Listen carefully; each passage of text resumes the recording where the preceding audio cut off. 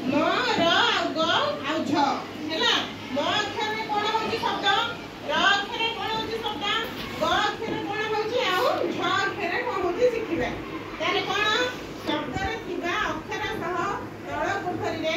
थिबा समान अक्षर को गार जोड़ीबा हैला गार जोड़ीबा आमे एठी तळे लेखाई छी कोन लेखाई छी एडे कोन म बड़ बाटे को म एटा ग चौका पे बसो एटा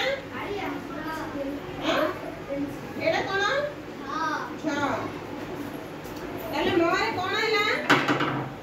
एटा मोरे एटा कोन लेखाई छी एटा कोन लेखाई छी टोटल शब्द